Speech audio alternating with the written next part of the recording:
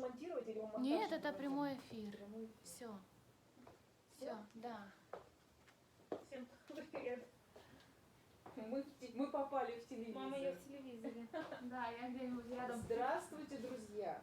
Мы будем разговаривать громко и уверенно, потому что у меня есть 2 микрофона, но 3 микрофонов у меня нет. И сейчас постараюсь наладить...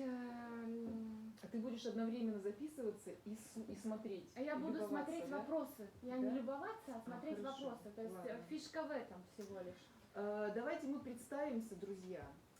Начала наш прямой эфир Инесса Орел, директор издательского дома «Коми», журналист со стажем, можно сказать.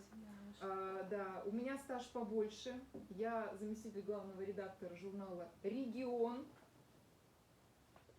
Вот. И с нами Екатерина, которую мы коварно заманили в ее обед. Да. Это как раз участник конкурса «Лист». И сейчас у нас будет полнейшая импровизация. Речь сейчас идет о направлении межэтническая журналистика, которая переплетается со всеми остальными направлениями, как слышно меня прием. Мне тут мешают вести прямой эфир, понимаете? Да, мы посмотрели картинку, я могла вообще не влезть и весь эфир вот так провести. Нет, но вот нельзя, вы посмотрели. Да, друзья, мы со всеми вами еще пересечемся, поговорим, и дело идет к тому, что мы должны дать первое задание. Сегодня мы в конце прямого эфира его дадим. Значит, что такое межэтническая журналистика? Ну, во-первых, ключевое слово там какое, Екатерина? Межэтническая. Да? И журналистика. Тут 2 ключевых слова. Ну, первое, конечно, журналистика. То есть она предполагает совершенно разные жанры. И новостной, и публицистический, и репортаж, и интервью, и синтетические жанры, потому что все идет к тому, что жанров как таковых теперь нет, хотя нам и преподают их еще как академические вещи. И, конечно же, межэтническое. Почему возникла необходимость выделять такое направление? Вообще, кто стоял у истоков?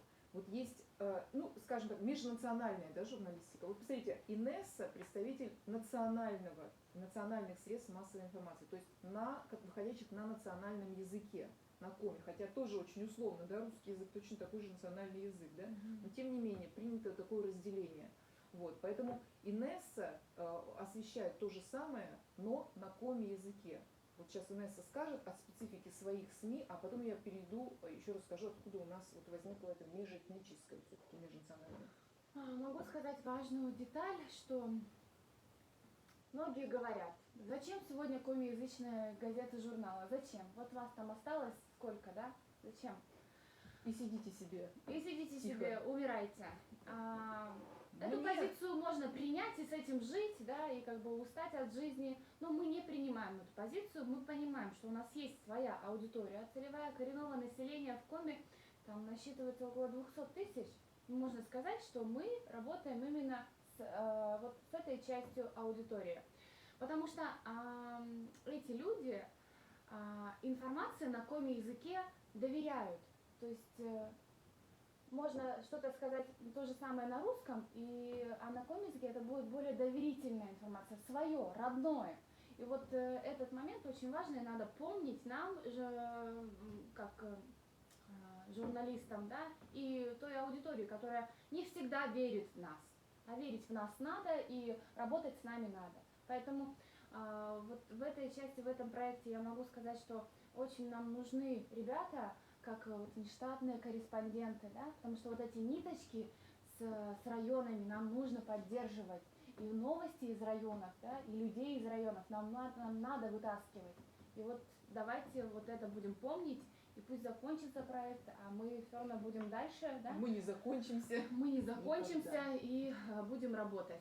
Минутка рекламы. Вот, кстати, в журнале «Регион», октябрьском, да, кажется, было большое интервью с Инессой, где она говорила более углубленно, вот, освещала эту проблему.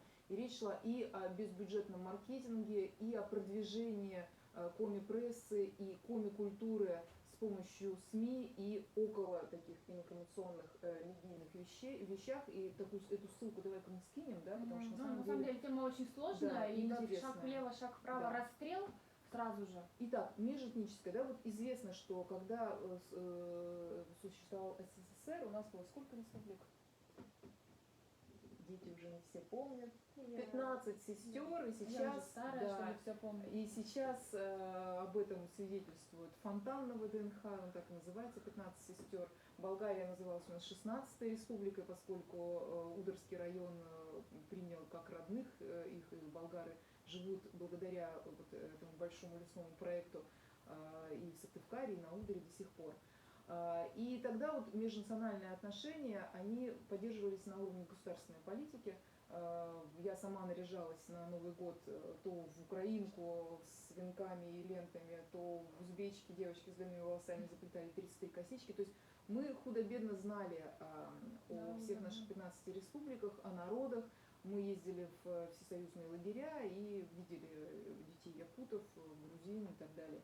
Сейчас, к сожалению, это потеряно несколько, и вот сейчас пытаются восстановить, это некая организация, которая с каждым годом крупнеет и становится все более уважаемой, гильдия межэтнической журналистики, которую основала журналист Радио России Маргарита Лянге. Она входит в совет по межнациональных отношениях при президенте, и вот за годы существования гильдии, это уже больше 10, сделана огромная работа. Вот сейчас я покажу вам талмуд, он есть у меня и у Нессы, как у членов гильдии межэтнической журналистики, вот он такой большущий. Здесь собраны работы победителя конкурса «Смиротворец», который создан был специально для журналистов, пишущих на межэтническую тематику. За 10 лет. Да, это очень интересно, ну, потому что каждый год выпускались еще альманахи. Вот. То есть сложно было очень выбрать, отобрать работы, потому что столько хочется сказать. И тут как бы это портрет страны. Портрет страны — это народы, которые живут в ней, и это более 190 народов. В Республике Коми, кстати, сколько, вот так, навскидку, вот я когда в школу межэтнической журналистики веду, я спрашиваю ребят, сколько у нас живет в Республике Коми народов? Очень много. Больше 20. Больше 20 гораздо. Гораздо больше 20. И даже больше 100. Да. Есть у нас несколько десятков национально-культурных автономий, которые объединились для того, чтобы свою культуру сохранять и продвигать, и знакомить с ней жители Республики Коми.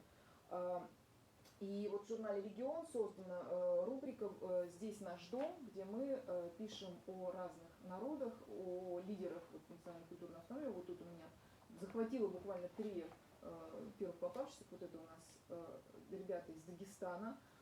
И опять же здесь интересный такой факт, что народности такой нету дагестанец, потому что в Дагестане уже 33 кавказских народа, и у них 13 государственных языков. Дальше украинцы, очень активная диаспора, очень дружная, как они кормят всякими вкусностями. И вот здесь армяне, тоже очень активные ребята, как раз армянская молодежь. Очень о многих мы писали, о грузинах, о евреях, о цыганах, о азербайджанцах. И, в общем, перечислять можно очень-очень-очень долго. И материал не заканчивается, потому что мы все живем в одном доме, и нам важно писать о нас интересно и грамотно. К счастью... В комментариях добавьте, пожалуйста, со звуком. Ну, мы стараемся громко разговаривать, но должно слышно быть. Все слышно, все Да? в порядке. Нормально. Да. Угу. Вот. К счастью, вот существует такая карта межнациональных конфликтов. У нас зеленый цвет, республика окрашена, поскольку у нас нет межнациональных конфликтов, да, то есть мы никогда с этим не сталкивались, и слава богу. И поэтому журналистам, живущим в Республике Коми, не приходится освещать какие-то острые моменты, потому что их нет. Но, посмотрите, пожалуйста, состоялся только что съезд Коми народа. Кто мониторил, это он видел, как освещают разные средства массовой информации это событие. То есть мы понимаем, что не только Восток дело тонкое, как говорил товарищ Сухов, а вообще любая национальность дело тонкое. Шаг влево, шаг вправо, расстрел, вот о чем я говорила. Да, и как бы так шагнуть по этому полю, это же свободное поле, но все-таки шагать надо осторожно, и осторожно надо освещать. Поэтому к первому заданию мы еще, наверное, не подойдем, да? Но я вот... вот еще такая прекрасная вещь. Это очень увлекательное чтение «Атлас культур». и религий Российской Федерации, Мгм. где просто наугад можно открывать и читать о таких народах, которые живут на Редких, да. просторах Российской Федерации, как, например, табасаранцы, да? Вот они проживают где, как вы думаете? На Кавказе. Мы в этом видео с Екатериной все свои познания, знания Да. покажем. Полина задает такие внезапные вопросы. Мы сейчас Мы ей всё знаем. отомстим Дело в и том- будем задавать что-нибудь свое. Нет, дело в том, что я сама этого долгое время не знала. Например, есть эвенки, есть эвены. Это разные народы. То есть это не ошибочно не мальчики и выпавшие. девочки, Да, да. То есть это просто какие-то потрясающие, интереснее, чем детективы читать. Вот. Тафалары, например, вот, очень красивое слово, да, Песня, прекрасный название, народ, да. да. И, например, и даже если взять наши родные коми, мы знаем, что они живут и в Мурманской области, и в Сибири, да. Есть фамилия Зырянов, даже у известного футболиста, да, А по-моему? речки маленькие. Да. И когда вот мы ведем эту школу, я сейчас говорю о школе межэтнической журналистики, это другой проект, мы какое-то время знакомимся сами с собой, начинаем задавать себе вопрос, а кто я, и копать у себя. И вот Инесса тут, например, переплюнет меня, потому что у любого народа, будь то славяне, тюрки, финно-угры, принято знать свой род до, Инесса, 7-го колена. И когда вот у меня девочки коми представляются на школе, они могут назвать вот до 7-го, Мгм. а мы не можем. Ты можешь? До 7-го нет, не смогу. А до какого? До 5-го? Ну, прям как-нибудь. Смотря с какой стороны, смотря как, то есть это я сейчас не готова. Поэтому, видите, это такие вопросы, которые просто связаны с самопознанием. Да? Тут еще надо материал написать на эту тему и выложить его грамотно. Вот. То есть ты готова сегодня дать задание по межэтнике? Да. Да? Ну, давай, говори, но я все-таки отделю коми-язычных, да, там 3-4 Конечно, человека, да, которые да. есть, потому что у нас есть как раз площадка, это журнал Геолога, который с февраля будет похож на регион как раз, 48 полос, цветные глянцевые листы, то есть он был обычной газетой на 16 полос, глянцевые листы, где в мартовском выпуске, не февральском, потому что февральский почти уже готов и вот-вот выйдет, в мартовском выпуске мы сможем посвятить проекту «Лист» и работам ребят целый там разворот, либо посмотрим по Это очень ситуации. здорово. Вот, поэтому я несколько раз спрашивала в беседе, хотела вытащить детей, которые там коми-язык знают, в итоге мы с одной девочкой переписываемся, ее я вывела на чистую воду, а вот еще несколько человек так и не поняла, кто это, да, с темой. У тебя какая тема для первого задания? Сейчас я скажу, давай еще, знаешь, поскольку у нас же задание, да? Ага. Вот посмотрите, с нами сидит Екатерина. Да. Вот я хотела на самом деле начать с того, затронуть вопрос, который, какие качества нужны журналисту, будущему или нынешнему, без каких ему не обойтись. И мы столкнулись с тем, что когда, например, мы знакомились, да, не все сразу среагировали и стали писать о себе. И кто-то себя ведет кто-то активно, стихами. да, Вообще вообще класс. потрясающе. Кто-то более вяло. И вот Екатерина сейчас пришла на своем обеде, личное время Не постеснялась. да, жертвует. Вот поэтому я задаю вопрос Кате. Кать, как ты считаешь, какие вот топ 3 качеств журналиста? Любопытство. С первого раза попала в точку. Да. Ага. Желание узнавать все новое. Ну, наверное, Это примерно одно и то же. да. Да. Может, желание, нет, так скажу, любовь к риску, может, проверки себя в каких-то моментах, когда не знаешь что-то и хочется узнать. Мгм. И грамотность очень важна. Вот все 3 вот эти вещи, о которых сказала Катя, их можно расширять и копать очень глубоко. Но первое, вот то, что я ставлю на первое место, мы с ней совпали, это любопытство. То есть журналист должен быть любопытным, должен быть коммуникабельным. Я понимаю, что есть, конечно, журналисты социопаты, интроверты, им сложно, Редкие случаи, и, да, да? они достойны уважения всяческого. Это активность. Это, вот знаете, говорят, наглость второе счастье, негативную окраску придавая этому выражению. Но на самом деле для журналиста вот некоторая настырность и умение добиваться своего и ставить вопрос ньюсмейкеру так, чтобы он все-таки ответил, если он уходит от ответа. Это необходимые качества. Да, мы должны быть любопытны и активны. Вот бросать все и идти не ковыряться в пирожном, да, как вот сейчас нормальные люди на обеде делают, и имеют полное на это право, а мчаться со всех ног в том печати. За инфоповодами. Да, за инфоповодами в том числе. Я могу перейти к заданию. Да. Оно пусть будет таким обтекаемым.